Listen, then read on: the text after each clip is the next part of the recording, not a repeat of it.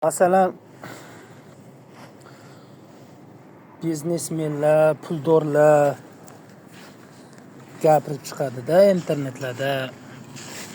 Masalan, unday qildim, bunday bo'ldi, boy bo'lish unday. Endi Xudoyim taoloning bergan bir insonlarga bergan bir qobiliyati deb o'ylab qolaman-da. Chunki masalan, unday qilsam bunday bo'ldi, bunday qilsam bunday bo'ldi deb aytadi-ku, masalan, boyroq odamlar bunday qildim. Endi u ishni hamma ham qilavermaydi-da, hammani ham qo'lidan kelavermaydi-da. Endi unga chuqur o'ylanish kerak, fikr qilish kerak.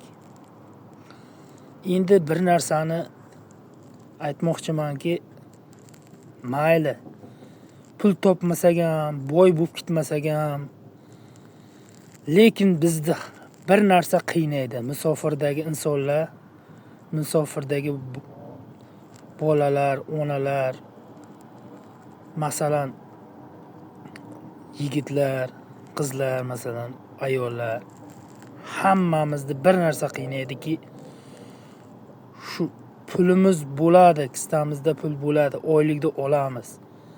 Ota-ona, ayolimiz, farzandlarimiz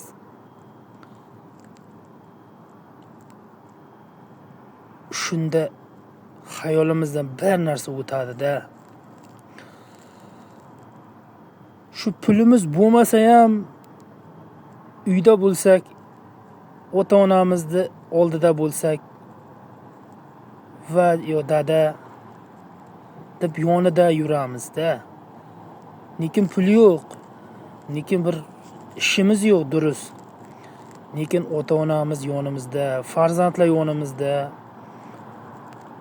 ayolimiz, hammasi yonimizda bo'ladi. Shu taqdir ekan-da, shu taqdir azal ekan. Bir kam dunyo degani shu ekan.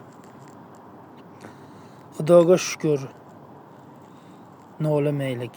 Hammamizni bergan rizqimiz, Xudoyim taolo bergan rizqi ro'zidan Xudoga shukr qilaylik. Shu kunlarga yetkazganiga, shu nafas olib, nafas chiqarganimizga va shunday go'zallikdan bahra olganimizdan shukr qilaylik.